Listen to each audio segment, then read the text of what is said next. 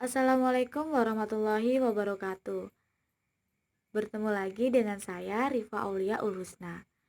Di video kali ini, saya akan membahas mengenai teori perkembangan kognitif menurut Vygotsky.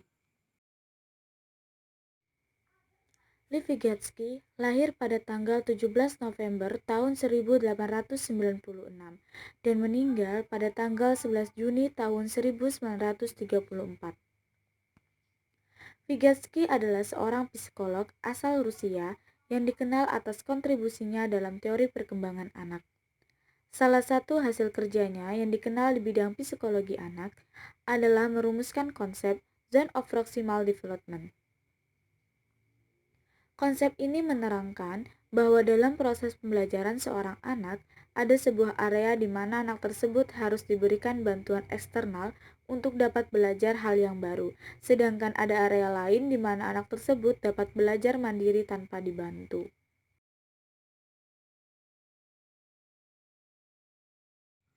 Vygotsky berpendapat bahwa perkembangan kognitif dan bahasa anak-anak tidak berkembang dalam suatu situasi sosial yang hampa.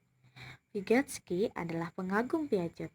Walaupun setuju dengan Piaget, walau perkembangan kognitif terjadi secara bertahap dan dicirikan dengan gaya berpikir yang berbeda-beda, tetapi Vygotsky tidak setuju dengan pandangan Piaget bahwa anak menjelajahi dunianya sendiri dan membentuk gambaran realitas batinnya sendiri.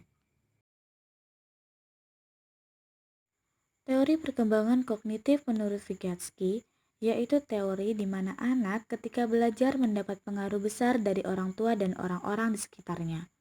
Karena jika diajari oleh orang tua dan orang-orang yang sudah terlatih, maka anak akan lebih memahami dan mengerti apa yang sedang ia lakukan dan pelajari.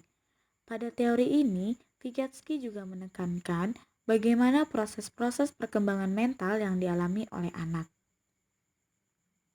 Teori Vygotsky adalah teori kognisi sosio-budaya yang memfokuskan bagaimana perkembangan kognitif diarahkan oleh budaya dan interaksi sosial. Jadi, menurut Vygotsky, budaya dan interaksi sosial lebih penting dan lebih fokus terhadap perkembangan kognitif pada anak.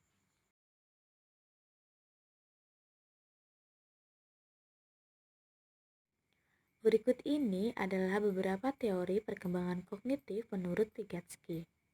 Yang pertama yaitu konsep zona perkembangan proksimal atau ZPD. Yang kedua, konsep scaffolding. Dan yang terakhir adalah bahasa dan pemikiran. Yang pertama, kita akan membahas mengenai konsep zona perkembangan proksimal atau ZPD. Zona perkembangan proksimal adalah istilah Vygotsky untuk rangkaian tugas yang terlalu sulit dikuasai anak seorang diri, tetapi dapat dipelajari dengan bantuan dan bimbingan orang dewasa atau anak-anak yang terlatih. Menurut teori Vygotsky, zona perkembangan proksimal atau ZPD merupakan celah antara actual development dan potential development, di mana antara apakah seorang anak dapat melakukan sesuatu tanpa bantuan orang dewasa dan apakah seorang anak dapat melakukan sesuatu dengan arahan orang dewasa atau kerjasama dengan teman sebayanya. Yang kedua yaitu konsep scaffolding. Scaffolding ialah perubahan tingkat dukungan. Scaffolding adalah istilah terkait perkembangan kognitif yang digunakan Vygotsky untuk mendeskripsikan perubahan dukungan selama sesi pembelajaran, di mana orang yang lebih terampil mengubah bimbingan sesuai tingkat kemampuan anak.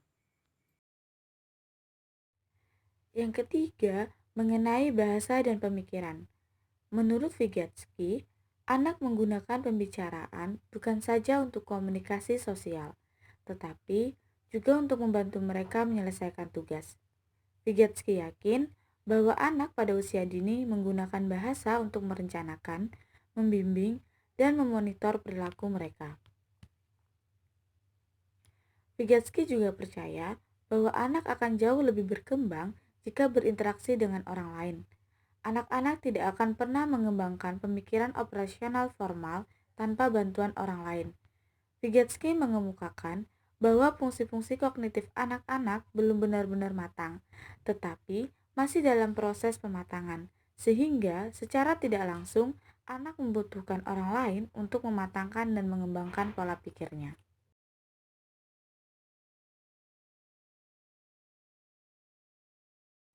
Pada dasarnya, teori-teori Vygotsky didasarkan pada tiga ide utama.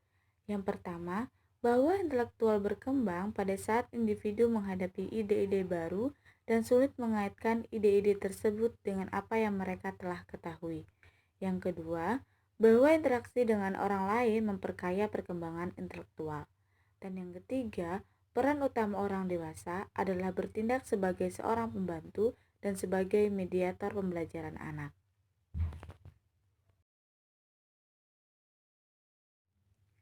Pembahasan mengenai teori perkembangan kognitif menurut Vygotsky ternyata sudah selesai.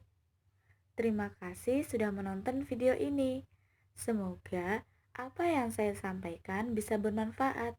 Sampai bertemu di video saya berikutnya ya. Wassalamualaikum warahmatullahi wabarakatuh.